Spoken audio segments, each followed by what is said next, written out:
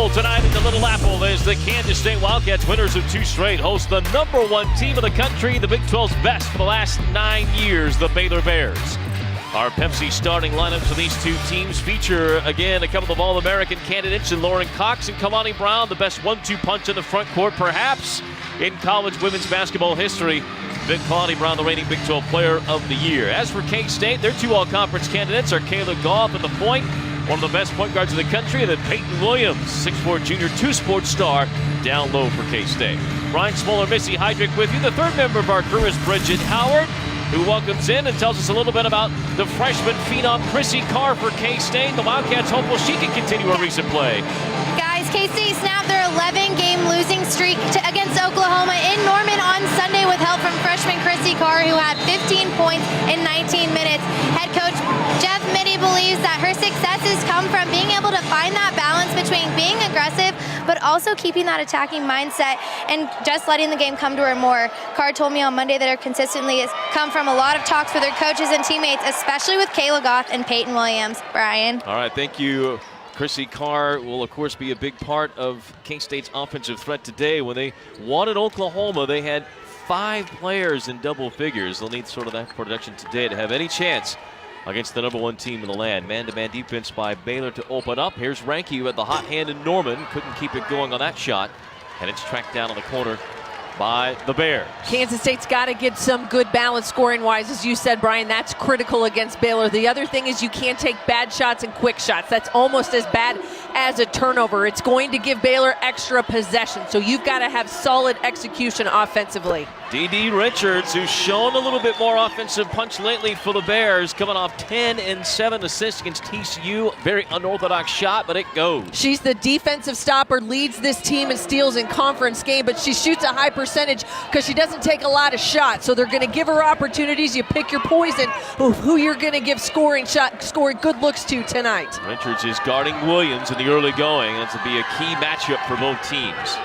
Shot clock at 5 against this good Baylor defense. Ranke needing to get a shot off, just throws it up for a prayer, missed it. There's Williams for the offensive rebound and stick back. One of the best rebounders in the Big 12 with her first. You'll see Richards matched up on both Peyton Williams and Kayla Goff. When they go man, they're going to look to switch. That's not a bad switch for Baylor in terms of what they see for size and how they can shut down that 1-2 punch for K-State. Cox, first shot will miss. The rebound Jones. K-State trying to deny Brown right now with a front and back defender. Here's Williams with a 3, blocked by Cox. You've got to figure out a way to limit opportunities. That's going to be the critical factor. For Kansas State, they cannot give up easy shots. All right, let's look at the keys to victory, Missy, for these two teams. What do you have? Well, for Kansas State, it's hot shots. They've got to find and you've got to hit some threes. 26 attempts in that first game against Baylor. You've got to stay hot on the outside. They're going to give you those looks here tonight. And all 5 have to give back. We saw it early already. Baylor is out in transition every single possession. You've got to pick up the ball and sprint back. For Baylor, that's going to be the post-game show. It is Cox and Brown inside, and then they are going to pester Goff for 40 minutes. You got to get in her grill. They're going to pressure her into mistakes and poor shots, Brian. I think that's what can take Kansas State out of their offensive rhythm. Juicy Landrum hitting a 3-pointer the last time down. This is not a team that shoots a lot of threes. Landrum is the one you have to watch, though, if you're K-State, and she's already hot. Inside the keyhole, the jumper, 5 points for Landrum. And the lead 5 for Baylor. Averaging 82 points a game. Again, winners of 34 straight Big 12 conference games. They have owned this league for nearly a decade. Shot clock at 10. Goff trying to get rid of Richards. In some trouble, just throws it up, looking for a foul. Didn't get the call, nor a shot that hit the rim. And that's the pester Kayla Goff. They are not going to give her easy opportunities, and you see the transition game of Baylor. They're going to push the basketball and get back. 264 to 65 in fast break points this season against all of their opponents, Brian, in these 22 games. That means they get up and down, but they have all 5 players that run the floor and look for easy opportunities. So you got to get back, pick that ball up early, and do not allow these post players to beat you up and down. Kayla Goff, as she brings the ball up the court, sporting a pretty heavy wrist tape on her right hand, her shooting hand. See if that's a factor here tonight for K-State on that thumb and wrist. Goff, who leads the Big 12 in minutes played, guarded three-pointer taken. Unable to hit, the board knocked out to Baylor. That's where we talk about shot selection and how is this team going to use the clock to their advantage. You want to kind of slow this Baylor team down, get them out of that fast-paced rhythm, but it's got to be high percentage shots in the half court as well. Kayla Goff can't turn down threes, but they got to get good looks. Tough to get looks against Baylor. They only allow teams to shoot 32% from the field and only 32% behind the arc. They're the best in the Big 12 defensively. Cox, a long jumper, and so far, the long jumpers going down for the Bears as K-State's taking away the paint. She shoots 53% in league play, Brian. Also shoots almost 32% from three. Those are a lot of trail threes coming down at that 5 position. You cannot give Lauren Cox that mid-range jumper. She's going to knock it down every time. Chloe Jackson, the transfer, guarding Carr tightly on the right wing. Carr will take a guarded three-pointer that's short. Williams trying to get the rebound, had it knocked out. It'll stay with K-State. And that's what you've got to do. You got to crash the offensive glass. You know you've got to have people back in transition defense, but this K-State team needs some second chance opportunities. Peyton Williams is a crafty rebounder. It is about effort and being in the right position. Give yourself a chance to be able to get some second chance opportunities. Wildcats going to go small here. Williams will be the tallest player on the court, with Beard now sliding down to a forward spot. Williams calling for it in the corner. She'll shoot a three and hit. And a mismatch on the switch. Baylor got confused. Both Dee Richards and Kalani Brown went with Kayla Goff and left Williams wide open in the corner. Make the next pass, double team comes, somebody's open. Williams has all 5 for the Wildcats. Richards trying to get to Cox. Instead will go to Brown. And Brown, too tall on the pass, will turn it over. And a couple unforced errors here, and I think so much of it is that slow down pace. It doesn't allow Baylor to really kind of get into that rhythm. And you're going to see a quick sub here for Kalani Brown, and it's going to be Nalissa Smith, the freshman inside. She's the preseason co-freshman of the year in the Big 12. Probably hasn't had the numbers or necessarily the minutes that a lot of people thought she would, but so much of that is whether or not Kim Mulkey likes what's happening with Brown and Cox inside. Number 2 overall player in the country. Richards getting a little handsy with Goff. Now Williams another three, that's short, and the rebound to the Bears. K-State 2 of 10 for the field, and 7 of their 10 shots have been three-pointers. They've only hit 1. Cox trying to lob it down for Smith. Tough grab, and it's off her leg out of bounds. Turnover forced by Beard. We head to a timeout. Kim Mulkey's squad with a 4-point lead on the road in Manhattan. Kansas State trying to hang with the number 1 team in the land. The Baylor Bears on top by 4. Kim Mulkey, the head coach, 19th season as the Baylor head coach. She's the 6th-time Big 12 Coach of the Year, including last season. As you see there, an incredible record for Kim Mulkey, the Basketball Hall of Famer. First and only coach to win a national championship as a player, as an assistant coach, and as a head coach. Quite the resume, and as you think about where Baylor has been, the evolution in the Big 12, when she arrived in Waco, it was not a high-level program, but she has built it to be that, where it's a destination for top recruiting classes each and every year. The number 1 class last year with this Fab 5 almost that they talk about, of freshmen that they have on this roster, and players that continue to improve each and every season. Cox trying to go up with it in the lane, has the ball stripped and taken away by Carr. There's been a lot of traffic for Kansas State defensively in the lane.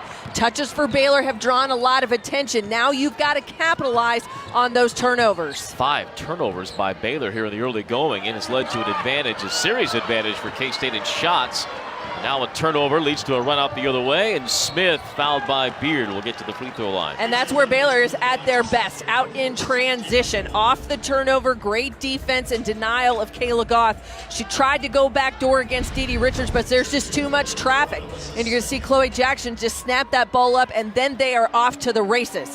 And you've got to be able to get people back, and you've got to defend. We said it 3 to 4 minutes ago. They're going to pester Kayla Goff. They are going to deny her. Kim Mulkey knows she is the engine that makes this K-State team go. They've got to limit her touches. They are not going to allow her. If she gives it up, she's not going to get it back. 2 free throws good for Smith. 6-point advantage for the number 1 team in the land, the Baylor Bears, who have rolled through this Big 12 the last 9 years, 148-8 a record for Baylor against the Big 12 the last 9 years. Goff in the lane, goes up, has it blocked. Wildcat fans wanted a foul. K-State not shooting a very good percentage at all. Jackson left open, swishes a jumper near the free throw line. Jeff Biddy wants a timeout.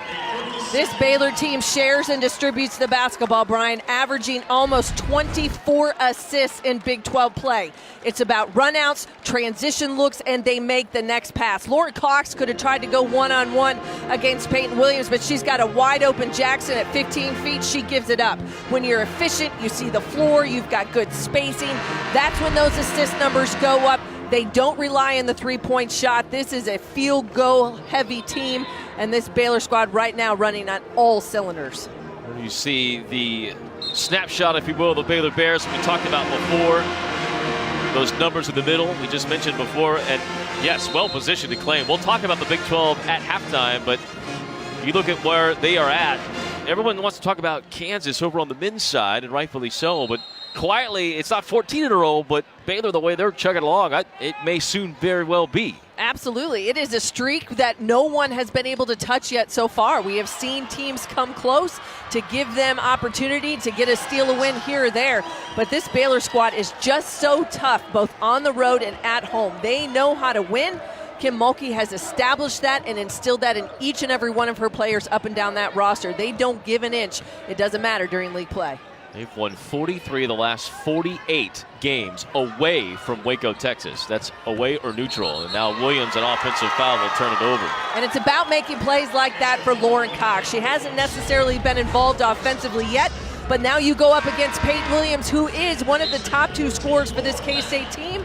Put some pressure on her, make it difficult for her to score, and they're going to draw a foul. Maybe a lot of a push there. Cox is moving. That call can go either way, but it goes against Peyton Williams, and yet another turnover for Kansas State and possession back to the Bears. You think, Baylor obviously has the offensive weapons that are not quite as stout as maybe in years past of Baylor teams, but defensively, this team is going to be a handful for anybody matching up with them because 56 points, 32%. I mean, here's Ranky, a transition three that won't go. Then the rebound. I mean, they're just, you can't get great shots against the length of Baylor. It is locked down defensively and especially inside. They are going to give people perimeter shots, whether it's in transition or in your half-court defense. But what they do not allow is they are not going to allow you inside. So they're going to give up an average of just 21 points inside the three-point line this year, all season long. That's incredible. And when you look at who they have played and what they do and how they shut people down, they're going to give you a few perimeter shots. They'll let you shoot a three from 30, 35 feet. That's fine because that's really not a high percentage look. They don't give you high percentage shots, and that's how you beat teams. Well, you just put the beat down on folks game in, game out. There we go. Kalani Brown shutting down a dribble drive by Beard. He was trying to get inside. And a turnover by K-State. This is an 8-0 run at the moment, part of a larger 15-3 run by Baylor. A tight game in the early going. The Bears have blown it open here with hitting 6 of their last 7 shots on the offensive end. And K-State just 1 of the last 10, Brian. 4 turnovers in the last almost 4 minutes of this first quarter. And those are the possessions that you can't get back. And when you've got quick shots and turnovers, it does not allow you to get set in your offense and force this team to have to guard you. See if you can't get some good movement and opportunities. Goff, a strong take, gets her first shot, and she is the first person besides Peyton Williams to score. And that ends that 8-0 run. And right back to the scores table goes Dee Richards because Kim Mulkey does not want to allow Kayla Goff to get into a scoring rhythm. They like the matchup with Richards because of her size at 6'1", that pester ability against Goff. Cox with another block. Her length getting out on the outside jump shot of Beard. Swats it away. Go, Juicy, go! Jeff Mitty had the stat earlier this year that Baylor blocked 20% of the shots taken against them. 20% in a game and that of goes, the shots taken. That goes back to how good they are defensively. As you talk about your shot blocking ability, but then it also is the size and the length and the lateral quickness out front. All of those things make a difference. That's what locks down the paint. That's what locks down the short corner, the high post, and there just is no opportunity for teams to have any kind of offensive rhythm. Richards will return for Baylor in place of Smith. 45 seconds remaining. That foul a moment ago was on Jason Beer, so she has 2 quick fouls. Will have to come out. Trying to stay with Cox there through traffic. To Brown, no chance for Peyton Williams as Kalani Brown gets her first 2. And that's where those high numbers of assists also come, Brian, is that high-low presence in your front court. When you've got Kalani Brown and Lauren Cox, you can go high-low against almost every team because they do not have the size to match. K-State's got to find a way to put the ball in Kayla Goff's hands. They do that on that last possession. She goes right at Richards, forces the foul call, and gets to the free throw line. You've got to kind of go reckless abandon. You cannot back down from this Baylor team, and I think that is where sometimes there is an intimidation factor. People see that number on the front of the name on the front of the jersey, and they wonder. But for this K-State team, they know you got to chip away at things. You're not going to get it all back at one point. You had the scoring draw, you've had some turnovers, but you've got to find a way to piece together solid possessions. Goff can do it when she's got the ball in her hands. Missed the free throw. The foul, by the way, was on Kalani Brown, not on Richards. So Brown has her first, and Baylor will try and milk this down as low as they can. You can see there at the bottom of your screen, not quite even up the shot clock and game clock. 2.5 second difference or so. Cox for the free throw line. Nothing but net. All 6 points for Lauren Cox have been about for that same spot. Goff near midcourt, can't hit it off the window. And we are at the end of one. An impressive showing by the #1 team in the land. 21 wins in the year, 21 points in the first quarter, and they have the ball in their court after 1 quarter in the Little Apple.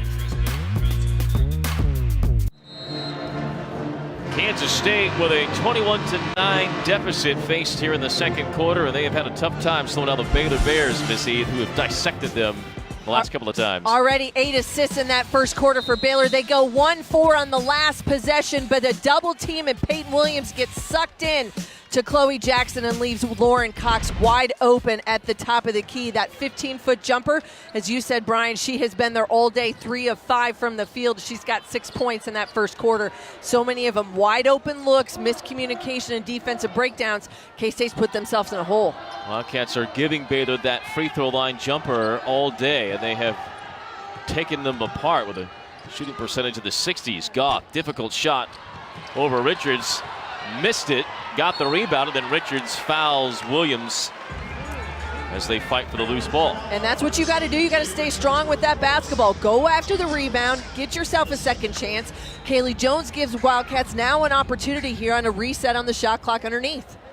Jones didn't play much of that first quarter, just 4 minutes. But an aggressive take there to get the offensive rebound, and another look for K-State. And then Williams throws it away. 5th turnover by K-State. Oh, what a play by Landrum, going all the way and scoring 7 for Juicy Landrum. Out in transition where Baylor likes to be, the numbers continue to go up, and K-State's turnover numbers continue to rise as well, Brian. When you're lackadaisical in the half court, they're going to make you pay. Laura Mackey against the double team inside will miss. Jones, another offensive rebound, blocked as she goes up. Mackey there for the follow. She'll put it in. You got to keep the possession alive. Give yourself an opportunity. That's where you can do it, is on the offensive glass. Laura Mackey getting more playing time for K-State here as of late. Number 50 wing in the country.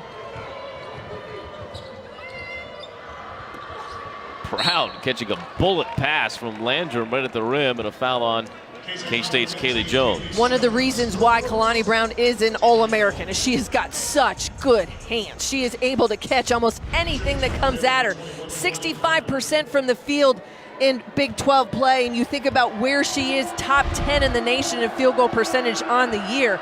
But she can go up and grab a pass, collect herself, look to score, get fouled. She was 10 of 10 from the free throw line when she put 32 on TCU just the other night.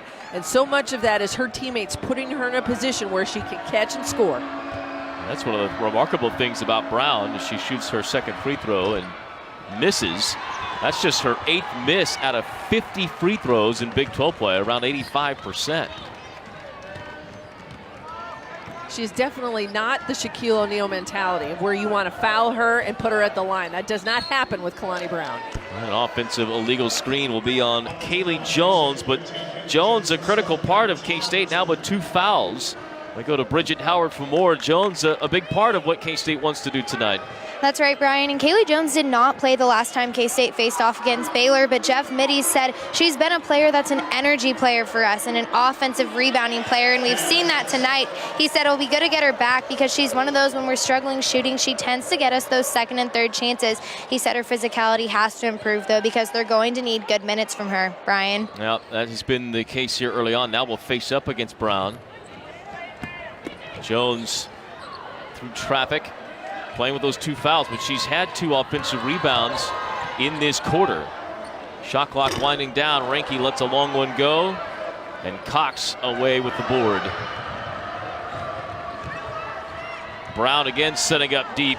Too strong.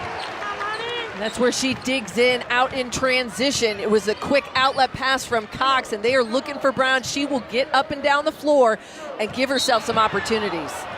Richards mixing it up with Chrissy Carr. Richards has a reputation, unfortunately, of being a little bit dramatic on some contact. And things can get chippy, and I think you saw that right there. There was kind of the intersection where you're looking for a handoff, and there's going to be a lot of traffic there. But Dede Richards picks up her second foul, and Kim Mulkey made a switch for the player that was at the scorer's table, and Richards was the one that was coming out. 2 fouls, Richards to the bench. Goff posting up on Landrum. Tough shot won't go. And there's Jones with another offensive rebound. Goff with Cox coming at her, misses the 3, and Brown gets the rebound. And good looks for Kansas State in that possession. They got Kayla Goff the basketball, gave her a chance to go one-on-one. Even the 3 off the offensive board, those are shots that Jeff Mitty's going to take here within the framework of their offense. Jackson. Another shot from right inside that keyhole, and another timeout taken by Jeff Mitty. We'll take it as well. Kansas State continues to struggle, slowing down the Baylor offense. The Bears shooting 60. A big lead for Baylor early on, shooting 67% from the field, 12 of 18. The Wildcats have turned it over 6 times, even though they've had 6 more shot attempts, but those turnovers have been a big issue. Yeah, 6 turnovers have given Baylor 10 points on easy runouts and quick hits on the other end.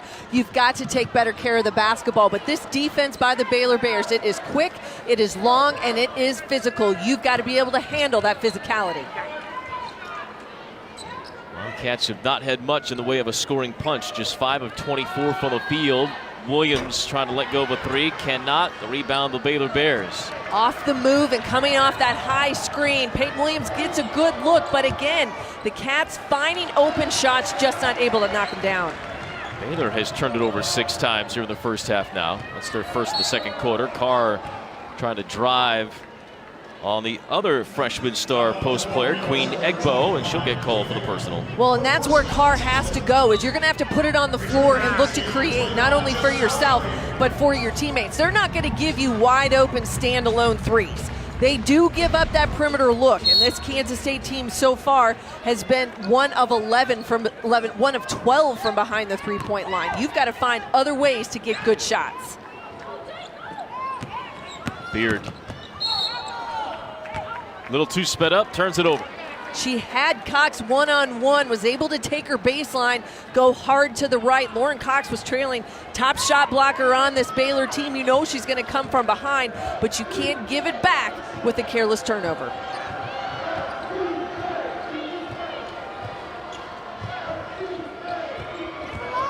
Cox, little pick and roll with Kalani Brown. Brown has it blocked from behind, and then it's knocked out to K-State. Goff took one pretty hard from Brown, but looks to be all right. Yeah, it's pretty physical down low, and these officials are going to let him play underneath. There was a lot of contact for Kalani Brown as she went up for the shot and a battle for that rebound. But Peyton Williams, Kayla Goff not backing down. They need that possession back. That in the sense of the fight by K-State, that Jeff Mitty will be happy with that. They just haven't made shots, unfortunately, and that Baylor makes you do that. They'll make you rush. Ranke saving one from being a turnover. Williams finds an opening, can't hit.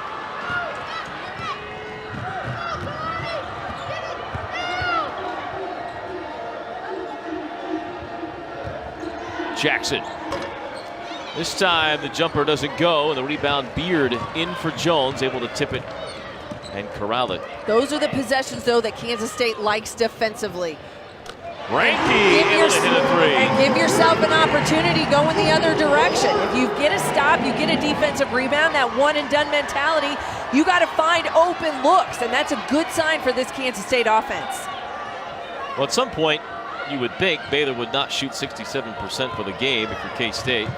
We say that a lot, though, when teams play Baylor, is you think that they're going to cool off. But when they get such high percentage shots and easy looks inside on transition, that percentage number just stays so high. They have shot over 60% 4 times this year, so it's not. Yeah, it's not a fly. It's not just one thing that happens every so often. It happens a lot. Williams rushes and air balls. Williams just 2 of 7 from the field.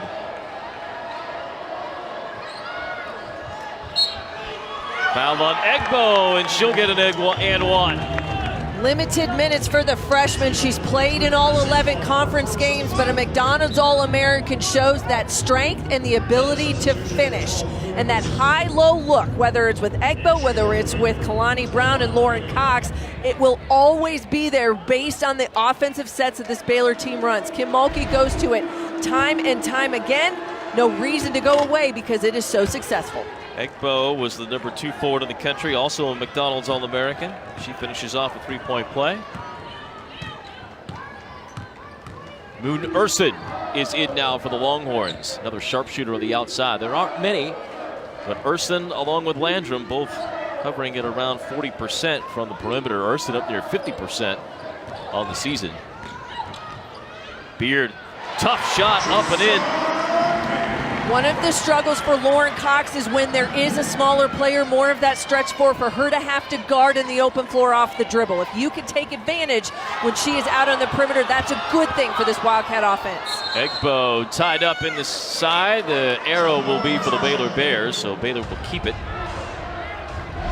The lateral quickness for Baylor defensively is out front. It is not necessarily with a player like Cox, so that is going to give Beard a chance to take her one-on-one. But good effort to keep that possession alive, even though it does stay with Baylor underneath. Landrum hits another jumper. 9 points for Juicy Landrum on 5 of 5 or 4 of 4 shooting. She is a quiet scorer. Doesn't happen a lot. She will knock down threes if you give her looks, but Juicy Landrum can make you pay without even knowing it. Next thing you know, you blink, she's in double figures. Averages 10.5 points a game. Beard over Brown will miss the 3. Wildcats now 2 of 14 from behind the arc. Not sure that was the shot Jeff Mitty wanted. Jackson left open, hits an 18-footer. You've got to pick your poison against Baylor. Kansas State knows you cannot give Cox and Brown that deep post-up position, but right now it's players like Jackson and Juicy Landrum that are making Kansas State pay for bad defensive mistakes. Just saw Beard sticking with the basketball on the rebound, able to tip it to Williams, who lays it in. K-State gets an answer bucket, but still down 17. 2 minutes to go in the half.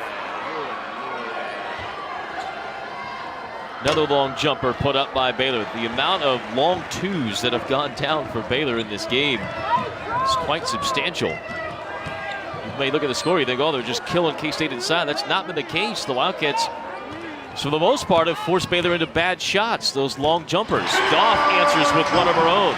And Urson now with the matchup. Dee Richards on the bench for Baylor with 2 fouls. She's got the matchup with Goff. You've got to continue to give her touches and allow her to go one-on-one. She can create not only for herself, but everybody else on the floor. Double team on Jackson, forcing a skip pass, leaves Landrum wide open, and another jumper down. 3-pointer this time, Landrum with 12. And just like that, she's in double figures. We said it is quiet scoring for Landrum. Opportunities on the perimeter, K-State having to make choices of how you want to guard. Beard with a knifing cut, scores. K-State with good movement the last few times down, but unable to answer the jump shot accuracy of Baylor so far in this first half.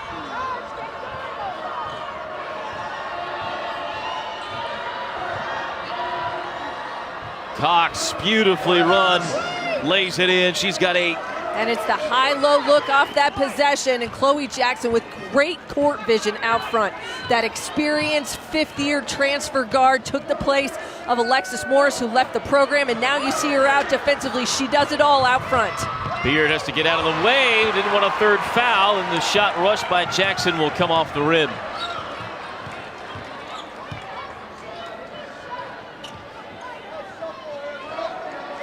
K-State trying to hold for the final shot of this first half.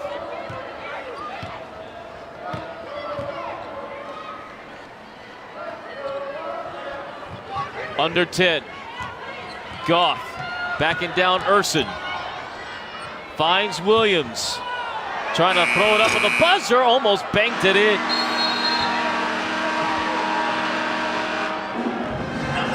We are at the half. The Baylor Bears shoot 61% from the field in the first half. A lot of them jump shots to take an 18-point lead over the Wildcats at the half. Bridget Howard visits now with Jeff Biddy. Coach, you're facing off against the #1 team in the nation tonight. What have you liked from your defense and their intensity so far? Not much. Not much. I think Baylor's executing some good things. Thought we got a little better there in the second quarter, but not much, really. All right, thank you, Coach. All right, thank you, Bridget. K-State's defense maybe forcing Baylor into the right spots, but they're just hitting shots and making life tough for K-State.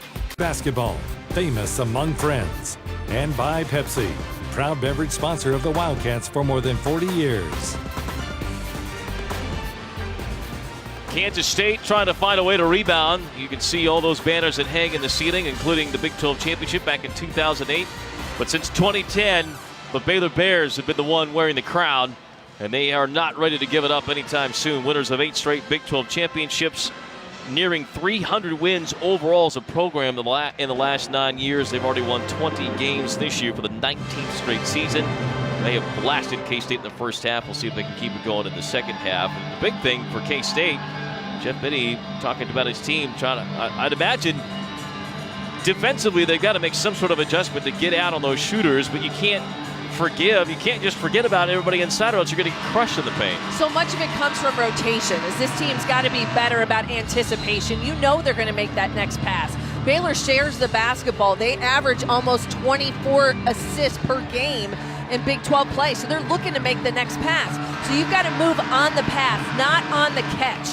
That will make a big difference. And then you've got to be willing to scramble. You've got to be willing to go in there and mix it up inside. Not a lot of foul trouble for Kansas State in that first half. Gives you a little bit more flexibility. You're going to have to take some chances here in this second half. Jones, who has 2 fouls, will start the second half. Carr driving in on Jackson, has nowhere to go. K-State quickly whipping it around the perimeter, trying to get shooters open. Here's Goff. Shot clock at 10. Carr driving. Foul. An offensive foul is going to be called, and Jeff Biddy losing his temper with a near side official on that call. Well, Rachel Ranke and Chrissy Carr, just 3 points total between the two of them in that first half. And Carr goes hard one-on-one. There's some connection with that elbow into Chloe Jackson, so to speak, but I don't know if it necessarily warranted. Could have been a no call, but it goes the other way. A turnover really for the Cats, which gives the possession back. Empty trip for Kansas State. And a second foul on Carr. And on the replay, I think Jeff Biddy had every right to be upset on that one.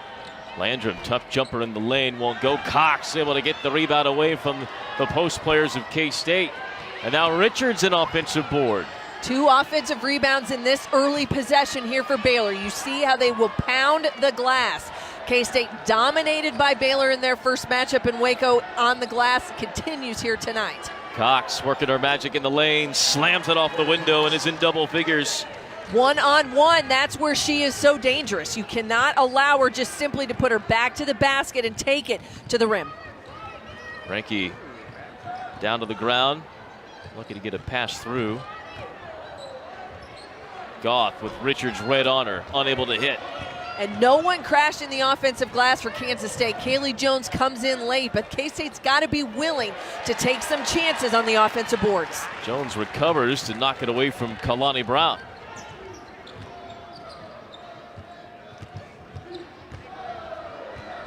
And now a turnover. As for what Kim Mulkey wants to see for the Baylor Bears, let's go to Bridget Howard. That's right, Brian. I talked with Baylor head coach Kim Mulkey at the half, and she said she was proud of how her team limited the number of three-pointers from K-State. She said to be able to hold them to 2 of them was special for as many as they took. She said it's obvious that they don't want Kalani to touch it, but that's why we have other scorers. And she reminded her team that they've been up like this against K-State before, and they come out with momentum. So she told her team to just come out like they did in the first. Brian? Oh, they have come out with a little bit more renewed passion. Brown with an and one here on the foul on K-State. Simple high-low look, a ball reversal, and Chloe Jackson sees a mismatch. If they can put the ball up high, that's where she goes to gather and finish. Late on the rotation on the backside, draws the foul and puts her at the free throw line where it becomes automatic for Kalani Brown. Such a good free throw shooter. She makes it, has 6 points. As Kim Mulkey said, K-State has tried to take her away, so only 6 in the early going for Kalani Brown. It's been others that have picked up the scoring load for Baylor. The foul on the way on Goff was her first. Carr needing some help, finds Rachel Ranke. Whips the pass in. Jones, tough matchup with Brown, and she'll draw the contact. That's Kalani Brown's second foul. You've got a sense that the message from Jeff Mittie and his staff was, hey, we've got to be more crisp. We can't stand so much against this Baylor defense. You got to put it on the floor, take 2 dribbles, find an open player, get some movement, cut, set some screens, move without the basketball. It's been better here early in this third quarter, but the other part of that is that you could get sped up and go too fast. So it is a double-edged sword. This team with some young players and guards that like to fire up shots early in that shot clock, you cannot get trigger happy here against this Baylor D. Jones makes 1 of 2. It's her first point. Jones, though, does have 7 rebounds in this game. Long way to go for the Wildcats to get back in it.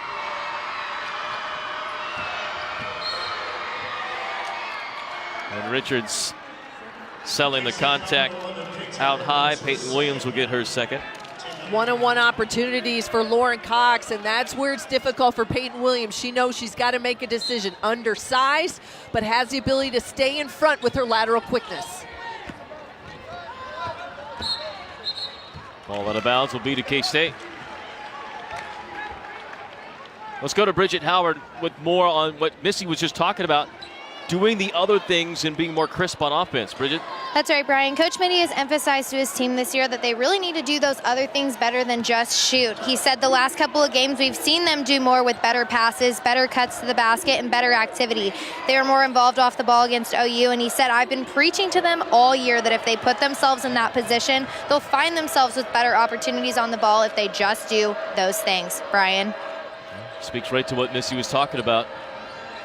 Tough shot. Chloe Jackson in double figures now with 10. She's been almost unconscious on that mid-range jumper here tonight. And given opportunities to score, you want to limit Brown, you're going to double team there. Well, somebody else is going to step up. That's the beauty of this Baylor roster. It is so deep. Speaking of deep, that's a deep 3 by Ranke. Give it an inch, she'll take it. To finish the point, Landrum and Jackson have combined 10 of 17 from the field, and most of those on long jumpers. Landrum, a rare shot to the rim, blocked by Ranke. And it's quiet. It is quiet scoring from Landrum, quiet scoring from Chloe Jackson. It's not flashy, but they step up and knock down shots. And there's a reason why this is the #1 team in the country. It's a reason why they knocked off a team like UConn at home. They struggled when they were on the road at Stanford, their only loss of the season, because it was a team that D'd them up, scouted them, and flustered them. K-State has not been able to fluster Baylor in the half court tonight. Did force the turnover on the inbound. Read that one perfectly.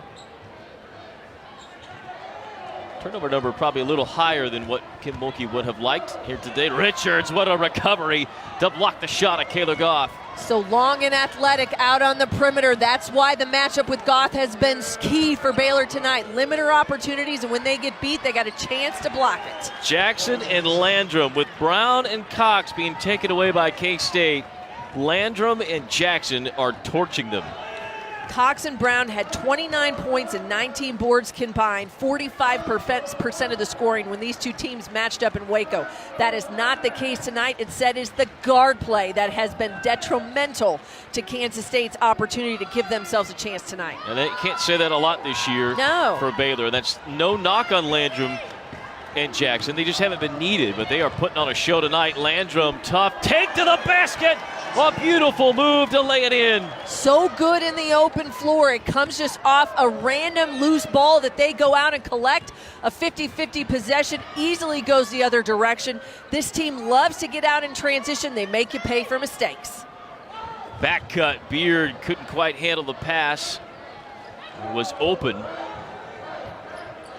Here's Goff against Richards again. This time leaning in will get the contact of the foul. That's, if it is on Richards, it'll be her third. And it is. Well, the Baylor Bears, it's usually Brown and Cox that lead the conversation. Tonight, different names, but same result. Landrum and Jackson. You got to love the backcourt. They came to play here tonight. You're not going to give it up inside to the big girls. Why did you make Kansas State pay for their ability to not be able to guard out front so far? Juicing Landrum, 14, Chloe Jackson, 12. 50% for Jackson, 6 of 12. You look at those assist numbers. Both players averaging just about 10 points a game. You've got 3-point threat with Landon, but they haven't needed it simply because that mid-range jumper and the ability to knock it down has been there all night. This Baylor team looks for the next pass. They find the open player. It is unselfish all the way. And again, another reason added to the list of probably 1,700 we could come up with that they are number one in the country right now. Certainly pretty good and putting on a pretty good show. K-State with a little pressure here. Urson stopping right near midcourt, in some trouble, and Baylor will have to use a timeout. And she stopped in the worst spot right here in front of us, and Kim Mulkey knew it, and she's telling her right now. Called that timeout, got him out of the trap. A couple of Louisiana natives having it. The Baylor Bears led by 18 at the half, trying to keep that momentum going here in the third quarter. They have outscored K-State 11-5 in the frame. Kayla Goff so far 7 points, but on 3 of 13 shooting, and the Big 12 assist leader with only 3 assists. K-State as a team with just 4 assists so far. Baylor forced into a turnover with the K-State pressure out high. One of the rare mistakes by the backcourt today of Baylor. Yeah, now 12 turnovers for this Baylor team, and that number continues to go up, and not at all making Kim Mulkey happy because they just talked about making good decisions. Didn't make it against the half of the pressure against K-State before the timeout, and then that last possession trying to do too much early in that shot clock. Goff hits Ranke cutting inside, but Ranke hesitated and then missed the shot. That's anticipation because you know the size of a Kalani Brown, that they're inside. You've got Smith now in for Cox. They're looking to block shots, but you got to go strong to the basket. You got to take the contact and finish. Urson getting a little loose with the basketball. I don't think she'll be long for this game, the way that has played as of late. Jackson trying her hand in another, and a long 2 is good. 14 for Chloe Jackson. Continues to shoot at 50% on the night. Long-range jumpers open. No threes needed for Baylor. Carr fouled as she goes up for the attempt on the shot. Missed it, but we'll get to the free throw line. Urson with the personal. A strong move inside for Carr. As we've said, they're not going to give her the look from the three-point line right now. Too crowded out front. Jackson keeps her in front, sends her to where the help side is. But late reversal to come in by Urson, and Carr gives her a chance at the free throw line, draws that foul, and as you said, Moon Urson not long for many minutes here tonight, not taking care of the basketball in the half court, a foul on the other end, and she's going to be subbed out for the freshman, redshirt freshman, Trinity Oliver. She'll stop and talk with Kim Mulkey for a moment. Urson came in 2-time Miss Louisiana basketball, then Oliver commits a turnover right at the outset. Stepping over the inline, Kim Mulkey, little patience with that. And trying to get some minutes from some of her bench players, and Oliver just went into the basketball game, and now they're both coming out. She's not going to handle it. That's one thing that you can expect from Kim Mulkey. She holds these kids accountable for mistakes. She's not going to allow. We saw it early in the first half. Kalani Brown with a couple bad possessions, didn't take care of it. She came out, and that's just one of the things that makes this a very good basketball team. Hold them accountable. Looks like there's a timing issue that's being discussed right now here at the scoring table. And no time should have come off the clock because Chrissy Carr was at the free throw line.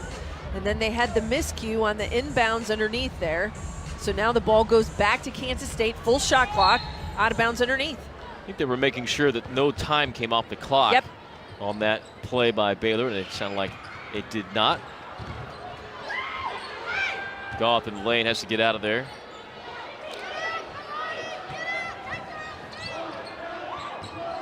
Reinke taking a look at the shot clock. A little bit of a high dribble by Carr. Strong tick and draws the foul again. The release of Chrissy Carr doesn't allow her the ability, Brian, unless she's got space from her defender, to be able to get off a guarded three. So now she's put it on the floor. The last two possessions against Chloe Jackson, the foul in the last one was from Urson. She was there in help side late, this time one-on-one against the fifth-year senior. We opened the broadcast talking about Chrissy Carr, about trying to do some other things beyond just being an outside shooter. And here the last few possessions are seeing the athleticism of a young lady that was the number 3 wing in the country, number 20 overall recruit in the country. See some of the promise that has K-State excited about her future. Now a whistle and a strip of the ball on Cox. A foul will be on Reinke. And K-State trying to create a little bit of a different look defensively, coming out kind of a 1-3-1, dropping into that zone. They're going to collapse on the inside. Ball went into Cox. And Reinke just late to the possession and gets called for the whistle on the slap. A lot of people in there swiping at the ball. I think anyone could have been called for the foul, even though Reinke got a lot of the basketball, it would appear. Jackson left wide open. She'll take it and hit another one. Well, you have to pick your poison when you guard Baylor, and most of the time you lean towards letting Jackson and Landrum have those long twos. They're just hitting them today. Jackson with her most points in league play since the 22 against Kansas. She has 16. Landrum with 14. And a pass out high unwise, went off the leg of Carr, and it's a turnover. Yeah, that's just too tough of a pass from that long corner, deep corner for Peyton Williams. Chrissy Carr's got to go meet that pass, Brian. You got to continue to come to your teammate. You cannot stand. That's when it's guardable. That's where you pick that off. And they just get a hand on it, and it creates the turnover. Beard read that pass to Cox and was able to step in front. Another turnover by the Bears. Beard up and under move. A nifty look, couldn't hit it. Gets her own rebound. Cox, a flailing block. Doesn't come up with any contact. That looked like it could have hurt somebody if that had made contact with Beard. Brown through contact, finishes. One-on-one, and that's what Kalani Brown does so well. She runs the floor, Brian. It was a quick outlet from Cox off the defensive rebound. Get the ball to the middle of the floor and feed that post down low. Chrissy Carr hits her first field goal, 7 points, all in this third quarter. And that's a three. I think Kim Mulkey says, well, we're going to have to give up 1 or 2, and they could give that shot to Carr almost in transition, a look where you know you could get out and guard, but they've got to be a quick release. Richards trying to get Brown. Cox got a man in the air, bangs it off the window. She has 12. Probably one of the most composed players, I think, in the Big 12 is Lauren Cox. She is big, she is long, she is aggressive, but not much rattles her. She really doesn't change it, all the expression on her face. Somebody flies at her, she's going to make good decisions, and that's why she spends so much time on the floor. Beard over Brown, unable to hit. Cox another board. 8 rebounds now for Lauren Cox, 4 assists. Getting the 12 points.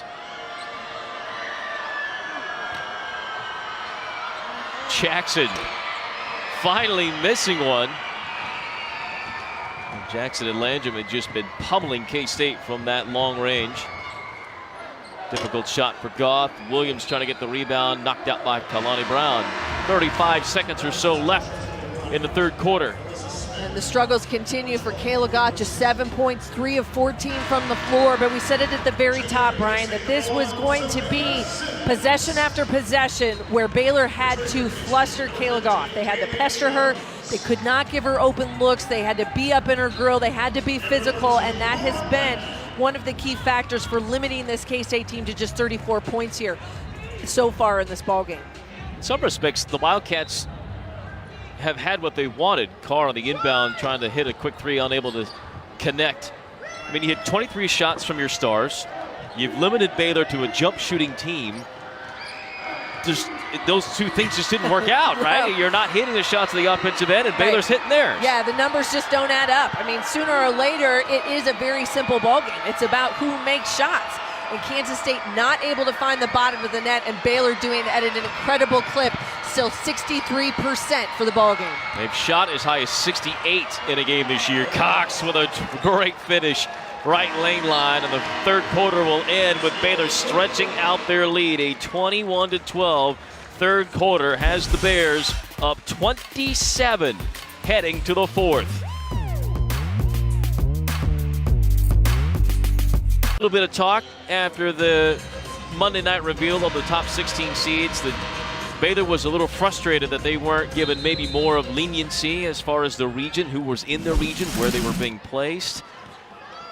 Kim Mulkey, listen, we know Kim very well and know that she's all, if she's going to make a statement and get anything to fire up her team, they have used it here today. They have come out guns a-blazing. Well, they know they want to make statement in each and every game they have the rest of the way here until that is selection Monday for the NCAA tournament, because it is going to be a numbers game. It is going to be about how you play towards the end of the year. We have heard members of the committee talk. They like to see how teams finish the year. Have you been on a roll? Have you been dominant? Have you had bad losses, late losses? Those are all things that come into play in that selection process. It is about geography sometimes, and I think if you're Baylor, the four regionals aren't necessarily a great geographical spread for them. That's true. So it will deter, there will be a lot of consternation and a lot of discussion over the next few weeks of what that bracket's going to look like.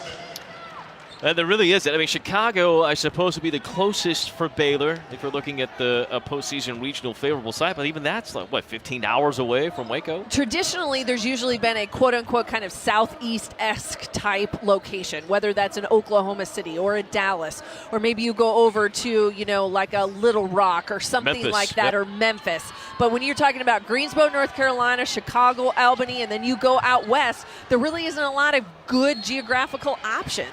No. And that's where some Midwest type teams, or in this middle part of the country, are going to say, well, it's not a great setup. No, it's not a great setup, but that is what the committee put together. The NCAA selected their sites, and then you just have to look at it once you find out where you're going and say, how do we win and get ourselves to the Final Four? Yep, Portland, of course, would be a good spot for Oregon and perhaps Stanford if they should continue to play well. But Chicago, of course, Notre Dame is the first thing that comes to mind there. Albany, UConn.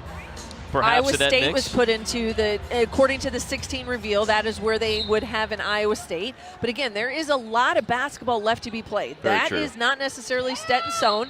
I would say a lot of that is going to move over the course of the next few weeks. And when you get to that selection Monday for the women's NCAA tournament, those brackets won't necessarily look the same. No. And there'll be a lot of surprises in postseason tournaments and upsets, and that's the beauty of March Madness. West Virginia, by the way, finished their game on an 8-0 run against Texas Tech. Right as we talked, and you said that was the point of the game where Texas Tech led West Virginia to Morgantown. Sure enough, deja vu happens all over again. And West Virginia survives a scare in Morgantown, or in Lubbock, and then Iowa State is about to go down to TCU. So the two teams that were kind of in that next first four out list for the Big 12, West Virginia and TCU both get big wins today. And those are must-wins, and I think that is going to be a huge resume builder for TCU to be able to knock off Iowa State, even though it is at home. For West Virginia, winning on the road is critical. That is what you have to do, steal a few on the road in this league. Timeout by Jeff Binney, his third of the game. Still coaching this one. And they have made K-State pay for trying to pack it in to prevent those two twin towers, Cox and Brown, from beating them. And conversely, the Wildcats against this Baylor defense, which has been so heralded all season, has struggled against the length. Goff trying to draw a foul from Richards, misses the shot. And that's what they've done all night long, is they have forced Kayla Goff into tough shots one-on-one where she's got to use that rise jumper and just doesn't have the ability to elevate over these Baylor defenders tonight. Kansas State trying to find a way to fight to the end. Deflection on the ball inside. K-State went a little zone here the last couple of possessions. Just trying to throw a different wrinkle at Baylor. Not a bad idea by Jackson. And a shot clock violation by Baylor. Defensively, K-State the last few possessions has been much better. Well, and they've packed it in, so that zone look will really kind of limit. It goes back to you're going to give up that mid-range jumper, even a 3 here or there. Pack it inside. Don't allow just the simple touch. Kalani Brown, Lauren Cox, they dig in on that low block. Don't give them a chance to do that. Pack it in. Be active. Get out in that passing lane. Don't allow that fresh, easy feed down low. Laura Mackey, who has played a lot of minutes here in the fourth, has 4 points and turns it over. And that's the pressure defense. It doesn't necessarily come just from on the ball, but it makes it so difficult to catch, especially if you're a player like Williams. Baylor knows they've had to limit Peyton Williams. They have flustered her all night tonight, not giving her any easy 3 of 11 from the field. Only 3 rebounds as well for Peyton. Jones and Beard have had the better job in that department. Landrum on a run out the other way. Ranke trying to take the charge, will not get there in time. Landrum will get to the free throw line. You mentioned Peyton Williams, Brian, and her lack of really rebounding the basketball. She has been so good. Double-doubles at KU and Oklahoma, averaging almost 10 boards a game in Big 12 play. But Baylor's just a tough matchup for her. This is where you see being an undersized 4/5 player is really tough in this league. When you have got size like Kalani Brown at 6'7", and you think about Lauren Cox at 6'4", and you bring in Smith off the bench at 6'2", and others, they just come at you in waves. And for someone like Peyton Williams, who is much more of a cerebral, one-on-one, take-your-time type player, she just doesn't have the ability to operate inside. Goth driving hard, looking for help. Been impressive, the Baylor defense here today. There's Williams, tough shot in the lane, trying to follow her shot, won't get it. And you see there it was, again, a fadeaway jumper. She had to go away from the contact. The double team comes quick. Tried to chase down a long rebound, and you don't have a chance. That is just how physical Baylor is with post players, especially undersized posts down low. The remarkable thing, you said this earlier in passing, but as we've seen Alyssa Smith now in the game for Baylor, Jackson trying another jumper, can't hit. You have Smith and Egbo, who everybody thought were going to be just impact players, big time in the rotation here early for Baylor, and there have been games, well, they haven't even played. No, absolutely. I mean, you go back to it, limited minutes. Egbo's played in 11 games this conference season. You've got Smith, who's averaging about 16 minutes a game in Big 12 play, but sometimes it goes back to who's on the sideline. And if Kim Mulkey, she doesn't necessarily put freshmen out there unless you are going to produce and you are going to be solid possession after possession. Her trust is in her veteran players. A front court like Kalani Brown and Lauren Cox, that's where she puts her trust. She uses practice as the ability to then kind of mold and form these young post players. A year from now, you're going to see big minutes for Smith, and you're going to see big minutes for Egbo when Kalani Brown graduates and goes away, which will be a happy time for every other coach in the Big 12, not for Kim Mulkey, because she likes that veteran front court. That is where this team is centered around. All right, so the question then becomes, as you see Smith at the line, calmly hitting 2 free throws, 6 points off the bench. She's had big games this year. Yep. Up over 20 points and double figures. Carr returning for K-State.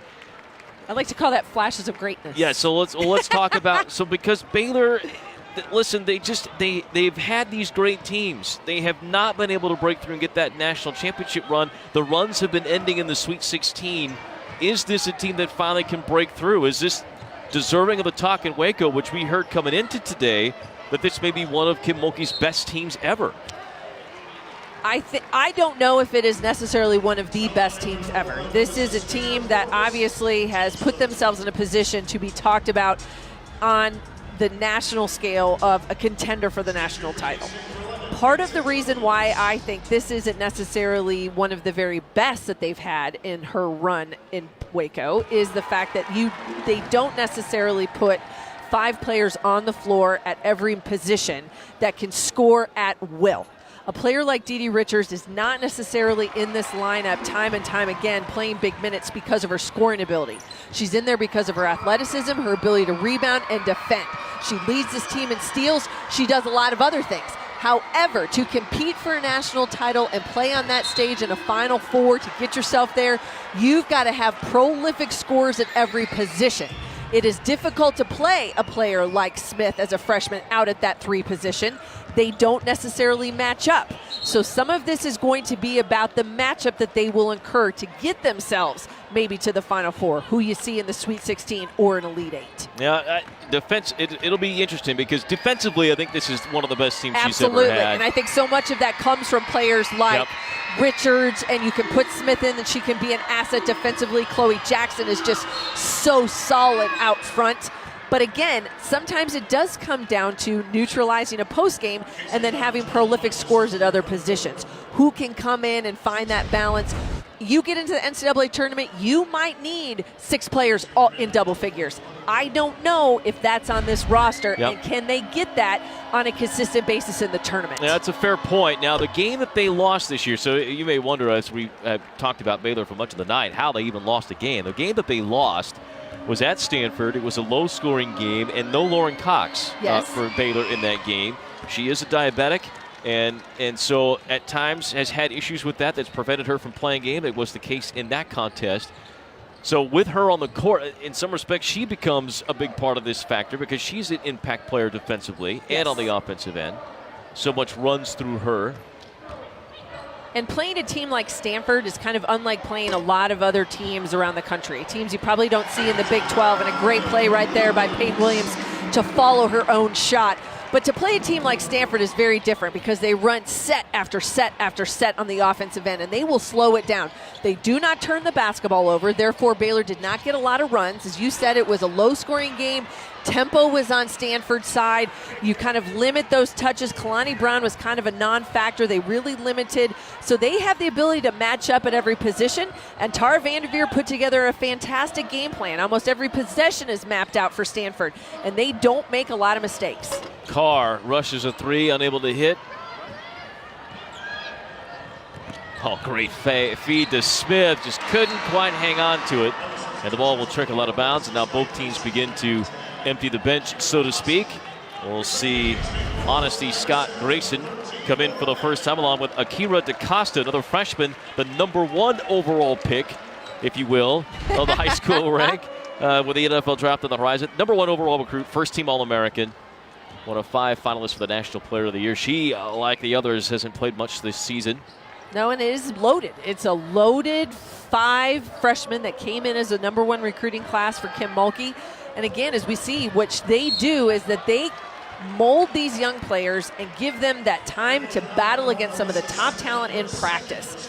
We've heard people talk about that time and time again on the men's side about bringing in young players and letting them go against an All-American in practice every day and what a difference that can make.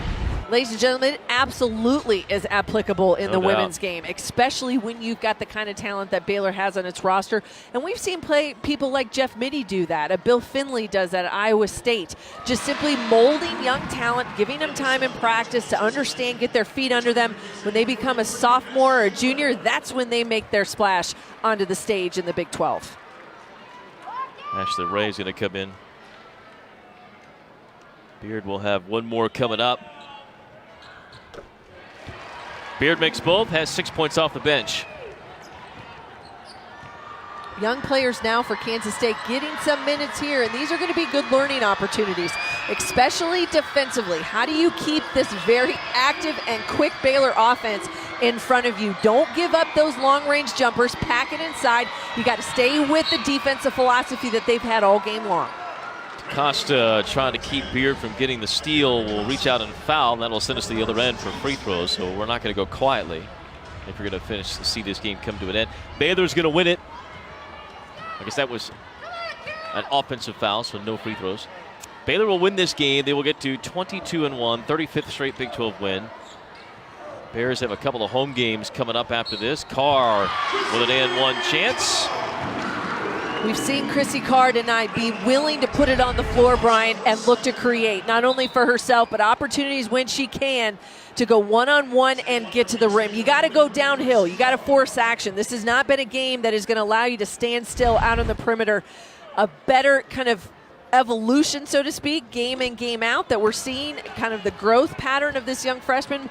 We heard Bridget talk about it at the very beginning, finding a way to get involved, finding a way to look to score in other ways, and she's done that tonight off the dribble drive. Nearly 10 points. She missed the free throw, however. Baylor now milking the clock. Oklahoma and KU, the next two games for the Bears at home. A couple of games away, a couple of wins away from clinching a 9th straight regular season Big 12 championship. As you mentioned, the big one coming up on the 23rd of February. So we take a look at the schedule at Iowa State.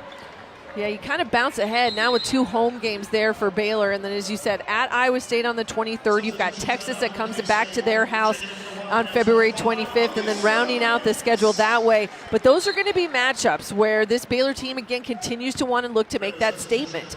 They know that they are looking to go undefeated this season, give themselves a chance, really make that statement nationally. But having Texas and Iowa State at home, that's going to be a huge factor right there. Or Baylor, having to go to Iowa State. Yep. That will be the difference maker, is how they react. And I think it'll be a full house up there at Hilton Coliseum next weekend. Yes, it will. As for the Wildcats, K-State gets life back out on the road. They had 2 road wins coming into this game. They go back out on the road to Texas, a team they throttled here in Bramlage, winning by nearly 30 points.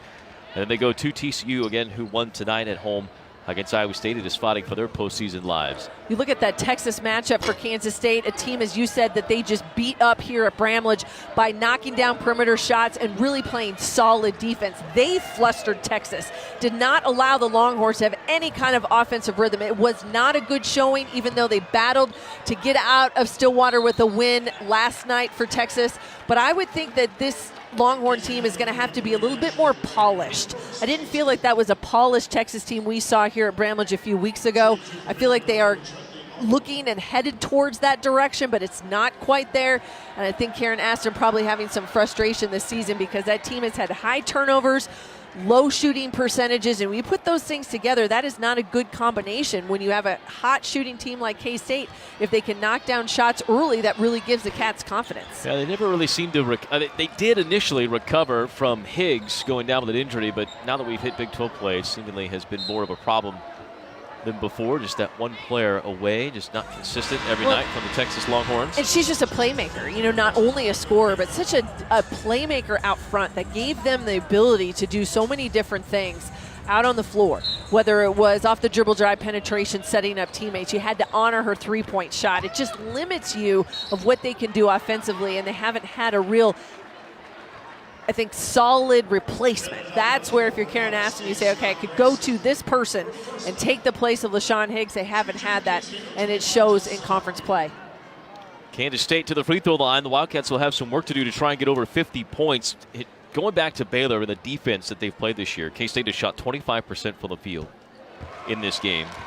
They have hit just 4 of 24 threes. If the Wildcats cannot get over 50 points, they would become the 7th opponent that Baylor has held below 50 points this year. That is, Beer makes both. And that is defense that is built on shot blocking, your size, your length, quickness out front. But also keep in mind that this Baylor team dominates their opponents on the glass. They have out-rebounded every opponent this year. They're going to out-rebound Kansas State. It's a margin of almost plus 13 in conference play. That is just not allowing second chances. It's getting on the glass one and done. And that's how you can really force teams into bad shots. They know they're not going to get any second ones. You got to figure out how I'm going to get even a good look to begin with. Here's how good defensively Baylor has been in the Kim Mulkey era, as Beard will explode the other way to get double figures for the second straight game. When Baylor scores 70 points in a game the last 9 years, counting this year and counting today, they will be 257-6. 257-6. Can't argue with that. Incredible. Numbers is what we always say. Film doesn't lie. Numbers don't lie. No, they do not. Wildcats will need one more shot to get over 50 points or get to 50 points. And it doesn't look like it will happen. Shot clock winding down. A violation will give the Cats the ball with 4.5 seconds left. K-State can flush this one before they go to Austin to take on the Longhorns on Sunday afternoon. Game that'll be on Fox Sports Net. Baylor Bears return home for Oklahoma at 8 o'clock on Saturday night. Our final from Manhattan, the Baylor Bears flex their Big 12 muscles 71-48. They dominate the Wildcats in Bramlage Coliseum and look very much like a team that's looking and hunting for a national championship opportunity. They are making statements each and every time they hit the floor here towards the end of the Big 12 season, and this is how you do it, by shutting teams down, limiting the best players. Kayla Goth for Kansas State tonight, 3 of 16, just 7 points. Peyton Williams did hit double figures, but for Baylor, it has been about the mid-range jumper and the ability to find open shots. They didn't need the three-point shot. Juicy Landrum hit one early, but then they are so active defensively, Brian. They shut teams down. Their size, their length, their effort, and when you have players that balance that they found tonight, that is critical. Juicy Landrum, Chloe Jackson stepping up and knocking down open jumpers. That is hard to beat. Yeah, those two combined for 31 points on 14 of 26 shooting. Impressive numbers all the way around. And Kansas State just never able to stay with the Bears in that regard. 58% shooting for the Bears, and that's not even in the top 5 percentages for them on the season. Nope. And then they obviously didn't need the three-point shot. They win the rebound more, as you mentioned before, and points off turnovers, a big number tonight. And that's where the runouts come from. This team loves to get out in transition. They dominate teams in the open floor. All 5 players run the floor.